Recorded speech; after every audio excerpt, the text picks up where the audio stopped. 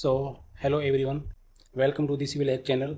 आज की इस खास वीडियो में हम बात करेंगे जो आरआरबी एनटीपीसी एग्ज़ाम है 2025 का जो चल रहा है।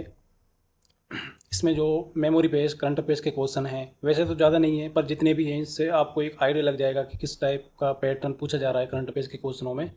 तो इसमें मैंने 6 जून से लेकर 12 जून 2025 तक की शिफ्ट में पूछे गए क्वेश्चनों को इंक्लूड किया है। तो अगर आप भी आने वाले शिफ्ट्स में बैठने वाले हैं या फिर आप किसी भी सरकारी एग्ज़ाम की तैयारी कर रहे हैं तो ये वाला वीडियो आपके लिए काफ़ी हेल्पफुल रहने वाला है।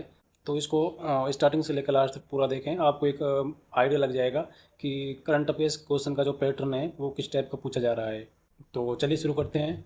क्वेश्चन पहला है, नीति आयोग का जो राजकोषीय स्वास्थ्य सूचकांक 2025 है, इसमें किस राज्य ने शीर्ष स्थान प्राप्त किया है, यानी कौन सा राज्य इस पर टॉप पर रहा।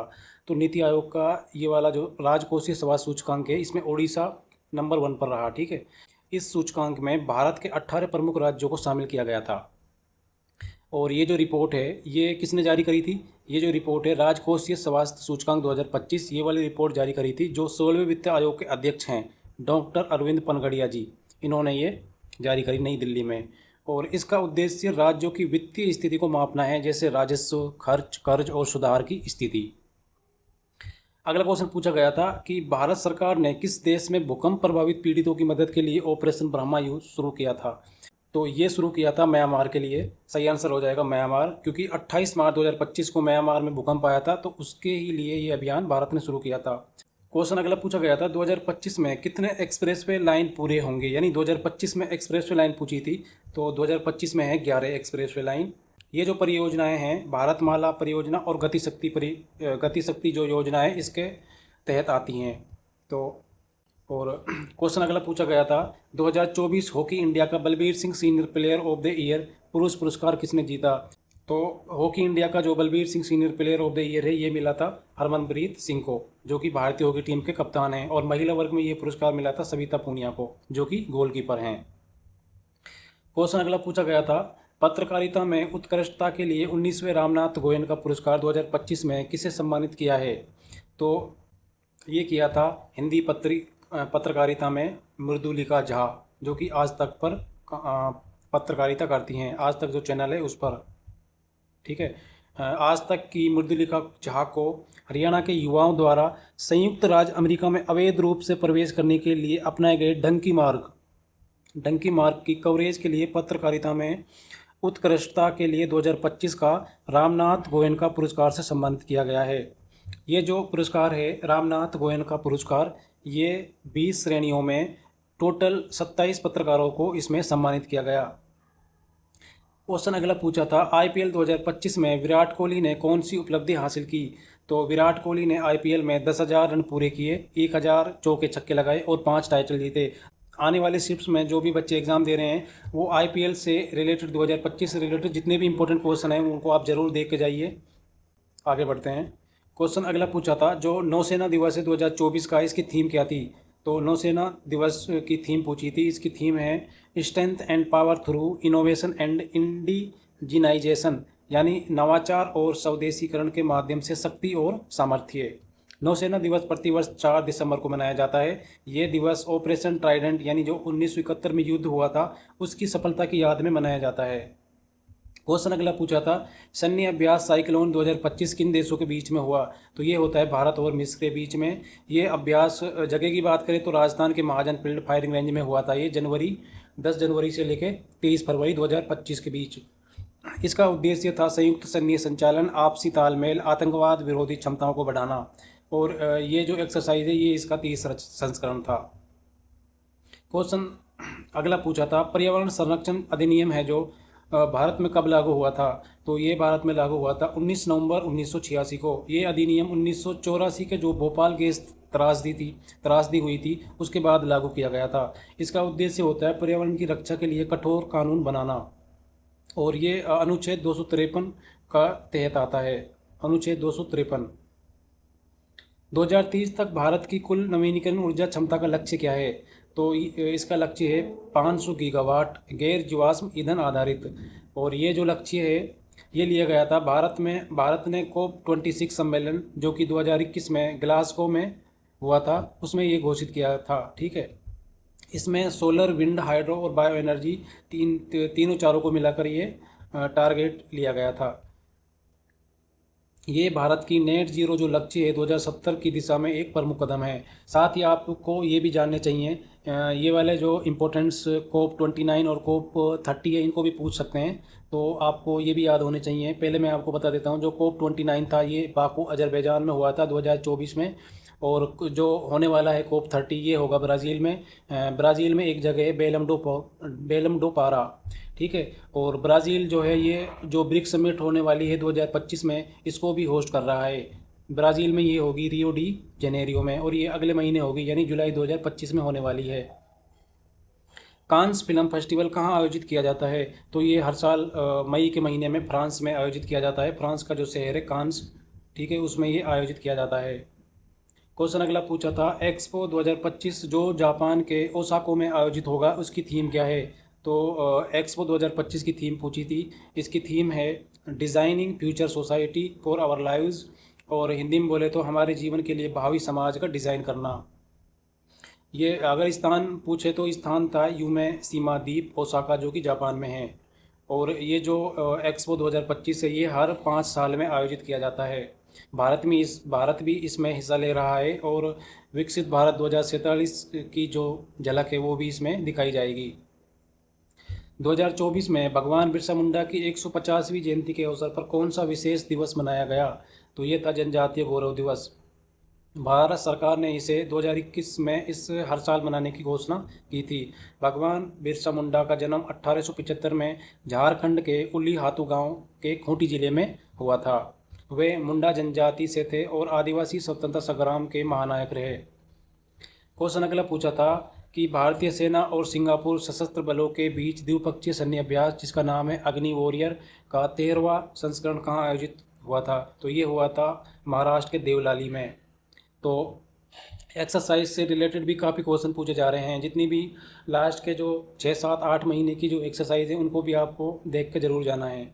इसका स्थान था फील्ड फायरिंग रेंज देवलाली, और इसका उद्देश्य था संयुक्त राष्ट्र चार्टर के तहत बहुराष्ट्रीय सैन्य अभ्यास की समन्वय प्रक्रिया को बेहतर बनाना। क्वेश्चन अगला पूछा था, वैश्विक जलवायु परिवर्तन प्रदर्शन सूचकांक climate change performance index CCPI 2025 में प्रथम स्थान किस देश ने प्राप्त किया? तो प्रथम स्थान प्राप्त किया था डेनमार्क ने। इसमें भारत का स्थान था 7वां, चीन का था 52वां स्थान, और अमेरिका का था इसमें 57वां स्थान। ये जो सूचकांक है वैश्विक जलवायु परिवर्तन सूचकांक, इसमें ये सूचकांक 4 मानकों पर आधारित होता है: ग्रीन हाउस गैस उत्सर्जन, नवीनीकरण ऊर्जा, ऊर्जा उपयोग और जलवायु नीति। सुनीता विलियम्स कितने दिन बाद अंतरिक्ष से वापस लौटी थी? तो 286 दिन बाद सुनीता विलियम्स और जो बुच विलमोर थे वो अंतरिक्ष से वापस लौटे। मिशन शुरू हुआ था 8 जून 2024 को, और वापसी ये आए थे 18 मार्च 2025 को। इनका जो अंतरिक्ष यान था उसका नाम था बोइंग स्टारलाइन। इसमें कुछ तकनीकी खराबी हो गई थी, जिसकी वजह से हीलियम गैस इसमें लीक हो गई थी, जिसकी वजह से इनको अंतरिक्ष में ही जो इंटरनेशनल स्पेस स्टेशन है वहाँ पर रुकना पड़ गया। क्वेश्चन अगला है, हाल ही में किस अफ्रीकी देश को WHO ने रिवर ब्लाइंडनेस से मुक्त घोषित किया? तो इसका आंसर था नाइजर, ठीक है। ये अफ्रीका का पहला देश है जिसे इस बीमारी से मुक्त घोषित किया गया। 9 जून के जो शिफ्ट्स हैं उनके क्वेश्चन को देख लेते हैं। इसमें पहली शिफ्ट में क्वेश्चन पूछा गया था कि दिल्ली में बीजेपी की सरकार कितने साल बाद और कितनी सीटों से जीत कर बनी? तो 27 वर्ष बाद भाजपा दिल्ली में सत्ता में लौटी, और इन्होंने 48 सीटें जीती 70 में से। क्वेश्चन अगला पूछा था कि ओडिशा सरकार ने हाल ही में किस टाइगर रिजर्व को राज्य का दूसरा राष्ट्रीय उद्यान घोषित किया? तो ये था सिमलीपाल टाइगर रिजर्व, जो कि उड़ीसा का दूसरा है, और भारत का ये 107वां राष्ट्रीय उद्यान बन गया। उड़ीसा का पहला नेशनल पार्क था भीतरकनिका, ठीक है। और अगर जगह के नाम पूछे तो सिमलीपाल टाइगर रिजर्व ये उड़ीसा का एक ज़िला है मयूरभंज, उसमें ये घोषित किया था। क्वेश्चन अगला पूछा था कि निम्न राज्यों में 2024 विधानसभा चुनावों में बीजेपी को सबसे अधिक सीटें कहाँ मिली? तो ऑप्शन में दिए हुए थे दिल्ली, जम्मू कश्मीर, झारखंड और महाराष्ट्र। तो इसका सही आंसर था दिल्ली में बीजेपी को 48 सीटें मिली 70 में से। तो चुनाव से रिलेटेड भी काफ़ी क्वेश्चन पूछे जा रहे हैं, तो इनको भी आपको देख के जाना है, ठीक है। क्वेश्चन अगला था 2024 में जो बुकर पुरस्कार है ये किसने जीता। तो 24 का बुकर पुरस्कार मिला था ब्रिटेन की सामंथा हार्वे ने। इनका एक उपन्यास था ऑर्बिटल। ऑर्बिटल नामक अंतरिक्ष आधारित एक लघु उपन्यास था, उनके लिए ये बुकर पुरस्कार दिया गया था। और 2025 की बात करें तो ये मिला है भानु मुश्ताक की जो बुक है हार्ट लैम्प के लिए, और जिसका कन्नड़ भाषा से इंग्लिश में ट्रांसलेट किया था दीपा भास्ती ने। क्वेश्चन अगला पूछा था कि भारतीय रिजर्व बैंक के 26वें गवर्नर कौन बने। तो 26वें गवर्नर थे संजय मल्होत्रा, जिनका कार्यकाल 1 दिसंबर 2024 से 3 वर्षों के लिए शुरू हुआ है। इन्होंने शक्तिकांत दास का स्थान लिया। अगला क्वेश्चन पूछा था कि हाल ही में 2025 के राष्ट्रीय समुद्री खेलों का उद्घाटन कहाँ हुआ। तो ये हुआ था नवी मुंबई में भारतीय समुद्री विश्वविद्यालय में, ठीक है। और कार्यक्रम का उद्घाटन किया था जो पद्मश्री डॉक्टर PT उषा है उन्होंने। क्वेश्चन अगला पूछा था कि नीति आयोग का जो सस्टेनेबल डेवलपमेंट गोल है India index SDG India index 2023-24 में भारत को कितने अंक दिए गए। तो इसमें भारत को अंक मिले 71 अंक, और कैटेगरी थी परफॉर्मर कैटेगरी में 71 अंक। पहले वर्षों में बात करें तो 2020-21 में ये 66 अंक मिले थे, और 19-20 में मिले थे 60 अंक, और इस बार 23-24 में मिले हैं 71 अंक। अगर शीर्ष प्रदर्शनकर्ता पूछे तो राज्य पूछे तो उत्तराखंड और केरल सबसे हाईएस्ट इनको अंक मिले थे 79। उसके बाद तमिलनाडु को मिले थे 78 और गोवा को मिले हैं 77। क्वेश्चन अगला पूछा था कि इसरो ने Shri S Ramakrishnan centre of excellence in fluid and thermal science research किस संस्थान में स्थापित किया। तो ये किया था IIT मद्रास में। तो IIT मद्रास इसका सही आंसर था। और क्वेश्चन अगला है कि विश्व मुक्केबाजी कप 2025 में अविनाश जामवाल ने किस भार वर्ग में यानी वेट कैटेगरी में रजत पदक जीता। तो विश्व मुक्केबाजी कप 2025 में इससे काफ़ी क्वेश्चन पूछे जा रहे हैं, लगभग हर शिफ्ट में इससे क्वेश्चन पूछे जा रहे हैं। तो इसमें पूछा था जैसे कि अविनाश जामवाल ने किस कैटेगरी में रजत पदक जीता। तो इन्होंने 65 किलोग्राम कैटेगरी में ये मेडल जीता था। साथ ही इससे रिलेटेड जितने भी क्वेश्चन बन सकते हैं वो मैं आपको इसमें सब बता देता हूँ, ठीक है। सबसे पहले तो ये हुआ कहाँ था। तो विश्व मुक्केबाजी ये हुआ था ब्राज़ील में, ब्राज़ील के फोज डू इगुआऊ में आयोजित किया गया था, ठीक है। और ये इसका पहला चरण था। दूसरा जो इसका चरण है वो होगा कजाकिस्तान में, ठीक है। कजाकिस्तान का जो अस्ताना एक जगह है वहाँ पे दूसरा चरण इसका होगा 30 जून से 7 जुलाई तक, ठीक है। तो अपन पहले चरण की बात कर रहे हैं। तो पहले चरण में देख लेते हैं। पहले चरण में भारत ने इस प्रतियोगिता में टोटल 6 मेडल जीते थे। 6 में से एक जीता था गोल्ड, जो भारतीय मुक्केबाज है हितेश गुलिया, ठीक है, इन्होंने जीता। और रजत पदक जीता है इसने अविनाश जामवाल ने 65 किलोग्राम कैटेगरी में। और 4 इसमें कांस्य पदक जीते, ठीक है। 4 कांस्य पदक जीते थे, उनके नाम हैं जादूमणि सिंह, मनीष राठौड़, सचिन और विशाल, इन्होंने कांस्य पदक जीते। और अगर इसमें मेडल टैली की बात करें तो भारत इसमें सेकंड स्थान पर रहा। पहले स्थान पर रहा था उज्बेकिस्तान, ठीक है। पहले स्थान पर रहा था उज्बेकिस्तान, भारत इसमें सेकंड पोजीशन पर रहा। और इसमें जो महिला वर्ग है, महिला वर्ग में भारत ने इसमें हिस्सा नहीं लिया था। क्वेश्चन अगला पूछा था कि एशियाई विकास बैंक है जो एशियन डेवलपमेंट बैंक है, इसके बोर्ड ऑफ गवर्नर्स की 58वीं वार्षिक बैठक कहाँ पर हुई। तो ये हुई है मिलान इटली में, जो कि 4 से 7 मई 2025 को हुई। और भारत का इसमें प्रतिनिधित्व किया था केंद्रीय वित्त मंत्री निर्मला सीतारमण ने, ठीक है। और जो अगली जो मीटिंग है एशियन डेवलपमेंट बैंक की 59वीं बैठक ये होगी उज्बेकिस्तान में, समरकंद उज्बेकिस्तान में मई 2026 में। और इसकी जो थीम है वो है शेयरिंग एक्सपीरियंस बिल्डिंग टुमारो। तो थीम भी आपको याद रखनी है। क्वेश्चन अगला पूछा था कि गोल्डन ग्लोब से 2025 में सर्वश्रेष्ठ विदेशी भाषा की फिल्म का पुरस्कार किसे मिला। तो ये मिला था इमिलिया पेरेज को। गोल्डन ग्लोब से 2025 की जो विनर लिस्ट है वो मैंने इसमें सबको इंक्लूड कर लिया है। एक बार इससे भी हम गो थ्रू हो लेते हैं। तो अगर बेस्ट मोशन पिक्चर ड्रामा में बात करें तो वो मिला है द ब्रूटलिस्ट को। और अगर म्यूज़िकल एंड कॉमेडी में बात करें तो ये मिला है इमिलिया पेरेज को। ये म्यूज़िकल कॉमेडी और नॉन इंग्लिश जो लैंग्वेज है इन दोनों में इमिलिया पेरेज को ये अवार्ड मिला है। और एनिमेटेड मूवी की बात करें तो वो तीफलो। और अब आ जाता है एक्टर की बात कर लेते हैं। तो बेस्ट एक्टर ड्रामा में मिला है ये एड्रियन ब्रोडी को। और एक्ट्रेस की बात करें तो ड्रामा में ये मिला है फर्नांडा टोरेस को, ठीक है। अब देख लेते हैं जो बेस्ट एक्टर है म्यूज़िकल और कॉमेडी में। तो म्यूज़िकल कॉमेडी में बेस्ट एक्टर हैं सेबेस्टियन स्टान, ठीक है, और एक्ट्रेस है डेमी मोरे। बात और बेस्ट सपोर्टिंग एक्टर, देखो इतना याद रखने की ज़रूरत नहीं है, बाकी एक डायरेक्टर का और देख लेते हैं। जो बेस्ट डायरेक्टर है ये मिला था ब्रेडी कॉर्बेट को द ब्रूटलिस्ट मूवी के लिए, और जो बेस्ट स्क्रीन प्ले है ये था पीटर स्ट्रोंगान, ठीक है। क्वेश्चन अगला पूछा था 3 मई 2025 को किस देश में संघीय चुनाव हुआ था। तो ये हुए थे ऑस्ट्रेलिया में। ऑस्ट्रेलिया की जो लेबर पार्टी है इन्होंने 94 सीटें जीती, और इनके जो प्रधानमंत्री थे वो बने थे एंथोनी अल्बनीज़। अगर ये पूछें कि प्रधानमंत्री एंथोनी अल्बनीज़ ने किसको हराया, तो जो विपक्षी दल का जो नेतृत्व किया था वो था, विपक्षी जो नेता था इसका नाम है पीटर डेटन। क्वेश्चन अगला पूछा था कि अफ्रीका इंडिया की मेरीटाइम इंगेजमेंट 2025 किस बल से संबंधित है। तो ये है एक संयुक्त समुद्री अभ्यास है जिसे भारतीय नौसेना और अफ्रीकी देशों के नौसैनिक बलों के बीच सहयोग के लिए आयोजित किया जाता है। भारतीय नौसेना और अफ्रीकी देशों के नौसैनिक बलों के बीच में। तो 9 जून के ये क्वेश्चन थे। अब अपन देख लेते हैं जो 10 जून में जो क्वेश्चन पूछे गए थे। तो 10 जून में पहली शिफ्ट में क्वेश्चन पूछा गया था कि रग्बी लीग वर्ल्ड कप 2026 किस देश में आयोजित होगी।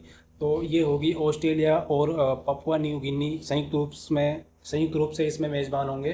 तो सही आंसर हो जाएगा ऑस्ट्रेलिया और पपुआ न्यू गिनी।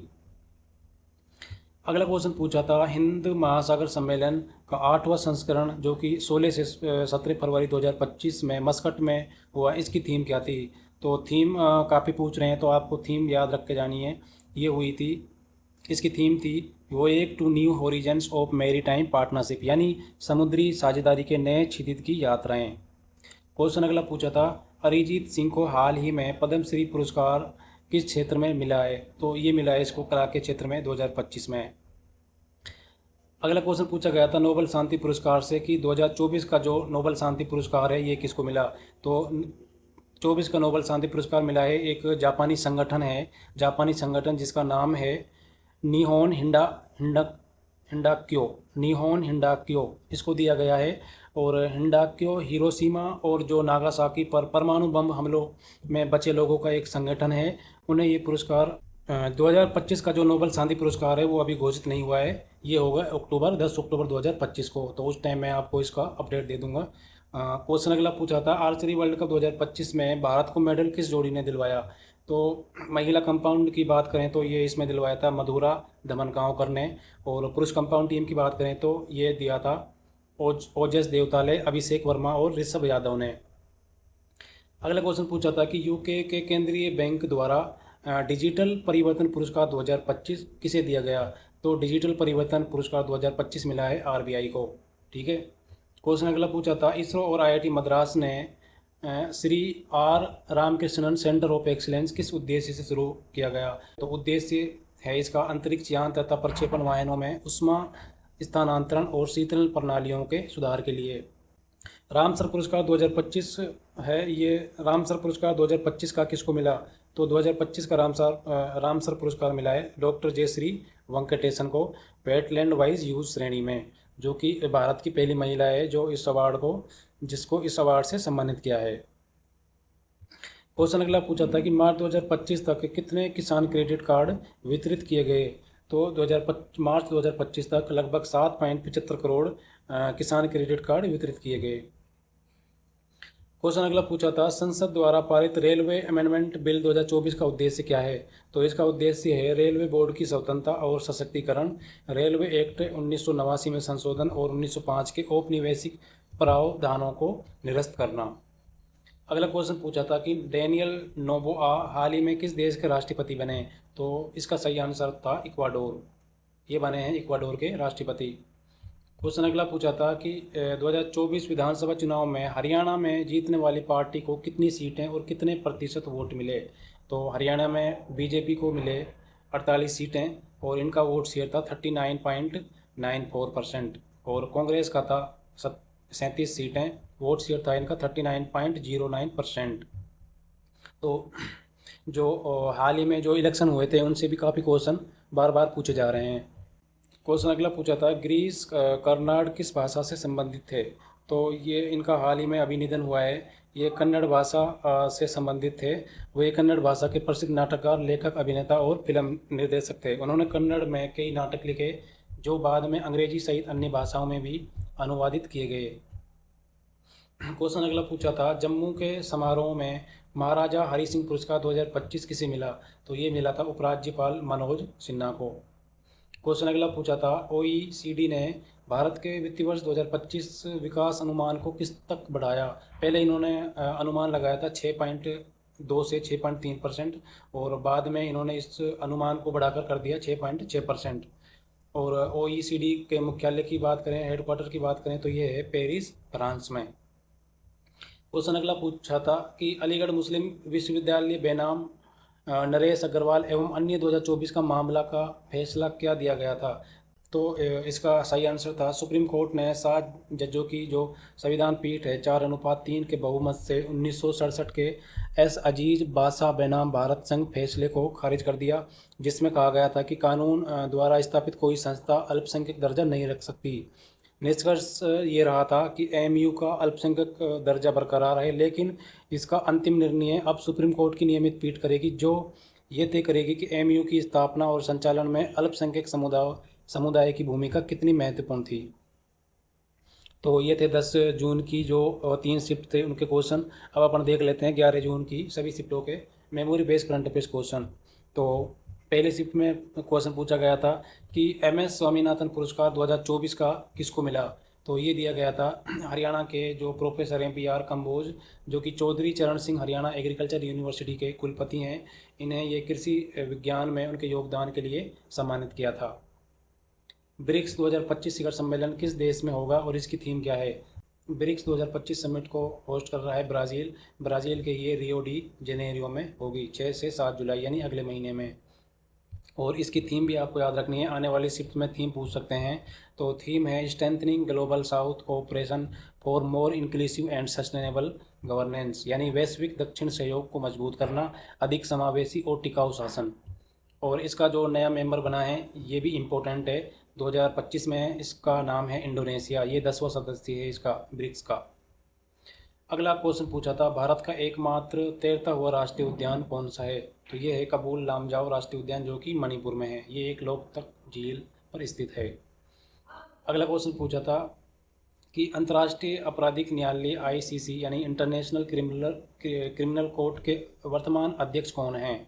तो इनके अध्यक्ष हैं न्यायाधीश तोमोको अकाने, जापान, जो कि जापान के हैं।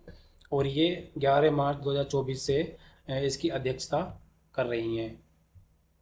अगला क्वेश्चन पूछा था, 2025 में भारत में कुल कितनी ग्राम पंचायतें हैं? तो ये क्वेश्चन पूरा नहीं पता कि किस टाइप से ये क्वेश्चन पूछा था, पर मैं आपको बता देता हूँ। जो ई ग्राम स्वराज पोर्टल है उसके अनुसार 2024-25 में जो कुल ग्राम पंचायतें हैं वो हैं 2,63,329। अगला क्वेश्चन था कि जो RBI है इसकी टोटल शाखाएं कितनी हैं? तो ये क्वेश्चन भी अधूरा था, पता नहीं इसमें मुख्य शाखाएं पूछी हैं या फिर अतिरिक्त शाखाएं पूछी हैं। तो अगर मुख्य शाखाएं की बात करें तो वो हैं 31, और अतिरिक्त जो निर्गम कार्यालय हैं उनकी संख्या है 19, और इसका हेडक्वार्टर है मुंबई में। अगला क्वेश्चन पूछा था कि ISL 2024-25 का फाइनल परिणाम क्या रहा? तो इसमें मोहन बागान जो टीम है ये इन्होंने बेंगलुरु को हराया 2-1 से। क्वेश्चन अगला पूछा था कि ग्लोबल इनोवेशन इंडेक्स किस संगठन द्वारा जारी किया जाता है? तो ये जारी किया जाता है WIPO द्वारा, वर्ल्ड इंटेलेक्चुअल प्रॉपर्टी ऑर्गेनाइजेशन के द्वारा। क्वेश्चन अगला पूछा था कि नरेंद्र मोदी PMO के निजी सचिव का नाम क्या है? यानी 2025 में जो निजी सचिव है उनका नाम क्या है? तो ये है निधि तिवारी। क्वेश्चन अगला पूछा था 2024 से 2026 अवधि के लिए अंतर्राष्ट्रीय सौर गठबंधन की सभा का अध्यक्ष कौन है? तो इसका सभा का अध्यक्ष है भारत और से अध्यक्ष है फ्रांस। 7वीं जो सभा है ये नई दिल्ली 3 से 6 नवंबर 2024 को हुई, और इसका उद्घाटन किया था भूपेंद्र यादव ने, जो कि ऊर्जा मंत्री हैं। और इसके जो इंटरनेशनल सोलर अलायंस है यानी अंतर्राष्ट्रीय सौर गठबंधन है, इनके महानिदेशक हैं आशीष खन्ना। 2024 से लेके 2028 तक इनका कार्यकाल है, लगभग 4 साल का। और जो अंतर्राष्ट्रीय सौर गठबंधन है इसका मुख्यालय है गुरुग्राम में, और इसके टोटल सदस्य देश हैं 103, और नया सदस्य जो बना है 104, वो है आर्मेनिया। इसको इसका फॉर्मेशन हुआ था 2015 में। इंडिया और फ्रांस ने इसको मिलकर बनाया था to promote solar energy as a sustainable solution for energy access and climate change. इसका जो विजन है 2030 तक, ये भी पूछ सकते हैं। तो इसका गोल है, 2 गोल हैं इसके। पहला तो है 1000 गीगावाट सोलर एनर्जी को डिप्लॉय करना, और दूसरा है $1 ट्रिलियन इन्वेस्टमेंट करना सोलर एनर्जी सॉल्यूशन में। अगला क्वेश्चन पूछा था कि 2024 का जो 24वां SCO शिखर सम्मेलन है ये कहाँ आयोजित हुआ था। तो ये हुआ था कजाकिस्तान में, अस्ताना में, 4 जुलाई 2024 को। और भारत की तरफ से इसका रिप्रेजेंटेटिव था डॉक्टर S जयशंकर। आगे की जो सम्मेलन है उनको भी देख लेते हैं। तो पहला तो है G20 2025 में ये कहाँ पे होगा। तो ये होगा साउथ अफ्रीका में। साउथ अफ्रीका में एक जगह है जोहान्सबर्ग, वहाँ पे ये होगा। और इसकी थीम भी आपको याद रखनी है। G20 की थीम है सॉलिडरिटी, इक्वलिटी, सस्टेनेबिलिटी, ठीक है। और G7 जो समिट है ये होगी कनाडा में, कनाडा के कनान्स किस अल्बर्टा में, ठीक है। तो ये भी आपको याद रखनी है। ये 15 से 17 जून, यानी जो ये वाला महीना चल रहा है इसमें ही होगी। और अगली है यूएन ओशियन कॉन्फ्रेंस। तो ये होगी फ्रांस में, एक जगह है नाइस, वहाँ पर। और इसकी जो थीम है वो भी आपको याद रखनी है। थीम है इसकी accelerating action and mobilising all actors to conserve and sustainability use the oceans. Theme आपको ज़रूर याद रखनी है, क्योंकि थीम वाले क्वेश्चन काफ़ी देखने को मिल रहे हैं RRB NTPC एग्ज़ाम 2025 में।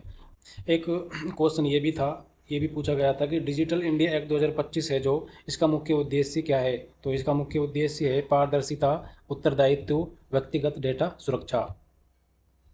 क्वेश्चन अगला पूछा था अम्मा सिमलीपाल जो योजना है ये किस राज्य ने शुरू की है। तो ये शुरू की थी उड़ीसा ने। उड़ीसा का जो जनजातीय समुदायों का संवर्धन और सिमलीपाल राष्ट्रीय उद्यान क्षेत्र में विकास के लिए ये शुरू की गई थी। 2024 का जो US ओपन है महिला एकल का खिताब ये किसने जीता था। तो ये जीता था आर्यना सबालंका ने, जिन्होंने फाइनल में जेसिका पेगुला को हराया।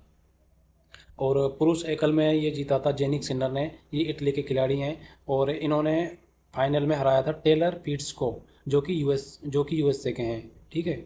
अब अपन देख लेते हैं जो 2025 के जो ग्रैंड स्लैम हैं, अभी तक ही 2 ही हुए हैं। एक तो ऑस्ट्रेलिया ओपन और दूसरा है फ्रेंच ओपन, ये हो चुके हैं। तो आने वाले जो एग्ज़ाम की शिफ्ट्स हैं उनमें इनको भी पूछ सकते हैं, तो आपको ये भी याद होने चाहिए। पहले देख लेते हैं men's grand slam title winner को। तो 2025 में जो फ्रेंच ओपन है इसको जीता है कार्लोस अल्काराज ने, और फाइनल में इन्होंने हराया है जेनिक सिनर को, ठीक है। और अगला जो ऑस्ट्रेलियन ओपन है ये जीता है जेनिक सिनर ने, इन्होंने फाइनल में हराया है अलेक्जेंडर को, ठीक है। अब देख लेते हैं जो विमेंस में यानी महिला एकल का जो खिताब है वो किसने जीता है। अगर फ्रेंच ओपन की बात करें तो ये जीता है कोको गोप ने, जो कि अमेरिका की हैं। इन्होंने फाइनल में हराया आर्यना सेबालंका, और ये बेलारूस की हैं, बेलारूस। और ऑस्ट्रेलिया ओपन 2025 है, इसमें ये जीता है मेडिसन कीज़ ने, इन्होंने फाइनल में हराया आर्यना सबलंका को। फाइनल में अगर बात करें तो आर्यना सबलंका ये दोनों यानी फ्रेंच ओपन और ऑस्ट्रेलियन ओपन दोनों में उप विजेता रही, ठीक है। तो अब अपन देख लेते हैं 12 जून 2025 की जो शिफ्ट्स हैं उनके क्वेश्चनों को। तो शिफ्ट फर्स्ट में क्वेश्चन पूछा था कि जो राष्ट्रीय मतदाता दिवस है इसकी थीम क्या है 2025 के लिए। तो 2025 के लिए इसकी थीम है nothing like voting, I vote for sure, यानी मतदान से बढ़कर कुछ नहीं, मैं निश्चित रूप से मतदान करूंगा। और ये हर वर्ष 25 जनवरी को मनाया जाता है। अगला क्वेश्चन पूछा था माइक्रो प्रोसेसर विक्रम 3201 का डिज़ाइन किसने तैयार किया। तो ये किया था इसरो का जो विक्रम साराभाई अंतरिक्ष केंद्र है, और इसमें सहयोग किया था सेमीकंडक्टर प्रयोगशाला जो कि चंडीगढ़ पंजाब में है। और ये भारत में बना पहला स्वदेशी माइक्रो प्रोसेसर है, इसलिए ये वाला क्वेश्चन इम्पोर्टेंट था। और ये जो प्रोसेसर थे ये 2 थे, एक का तो नाम था विक्रम 3201, दूसरा था कल्पना 3201। अगला क्वेश्चन पूछा था कि भारत का अप्रैल 2025 में बेरोजगारी दर कितना था। तो 2025 में बेरोजगारी दर था 5.1%।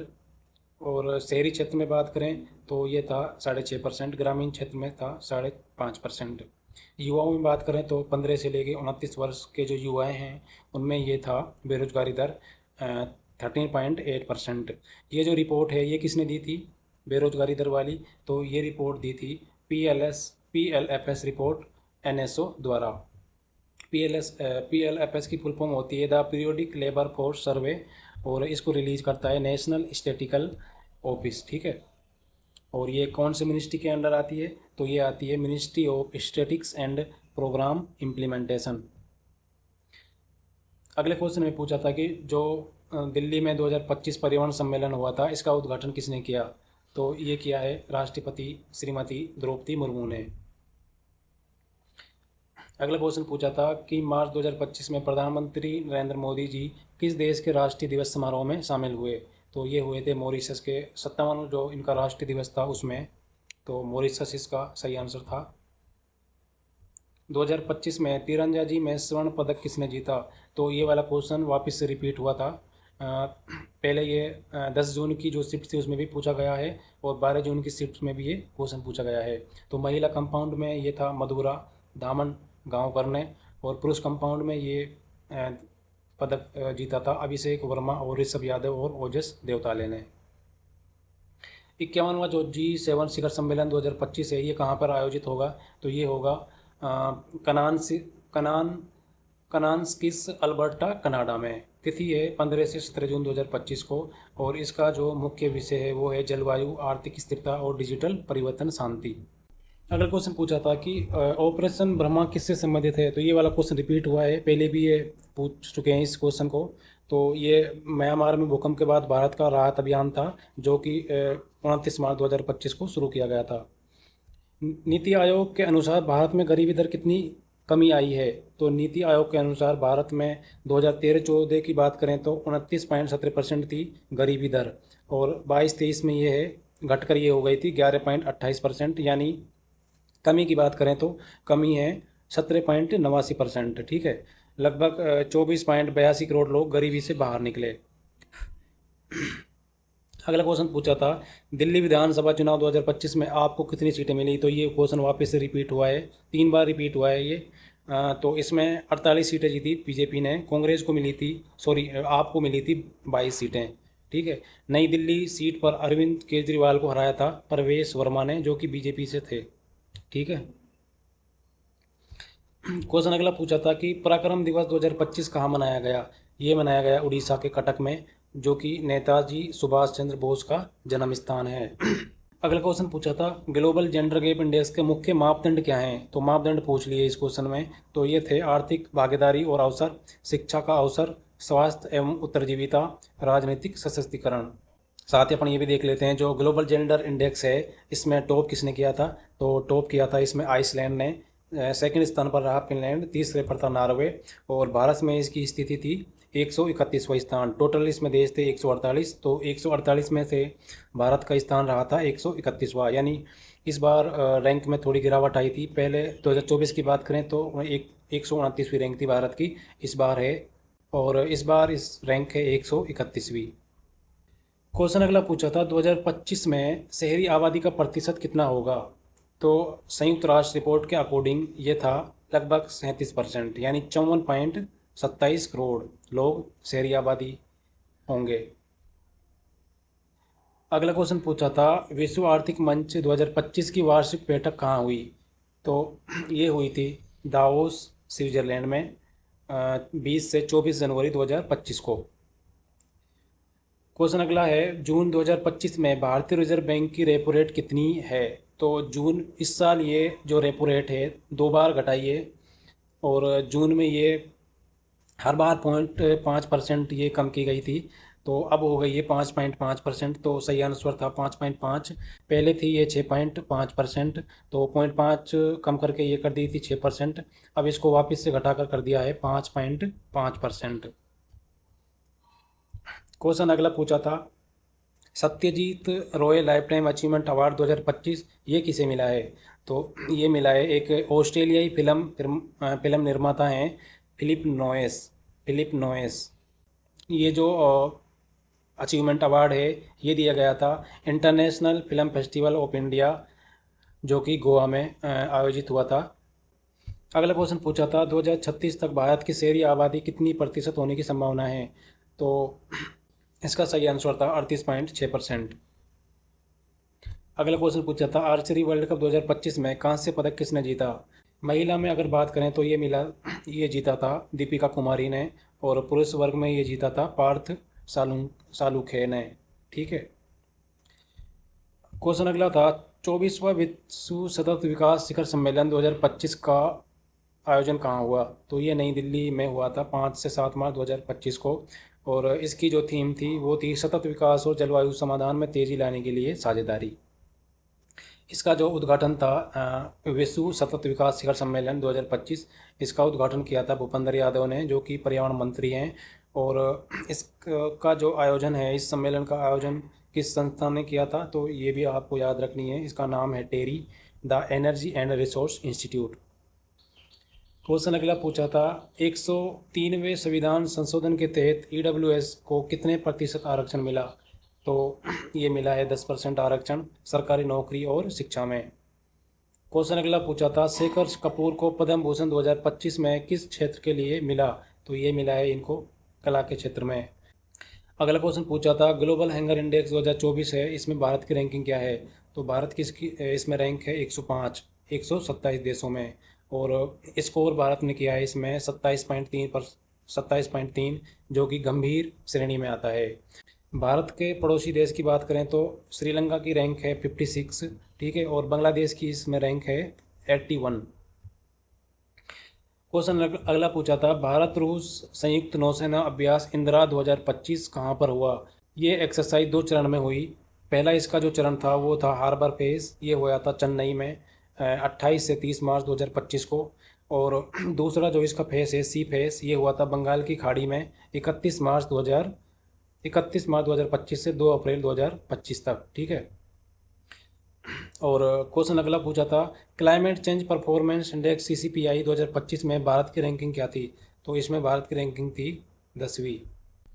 तो दोस्तों ये थे 6 जून से 12 जून तक के जो पूछे गए RRB NTPC 2025 के जो memory based current affairs question थे उनका विश्लेषण। तो दोस्तों all the best for your exam.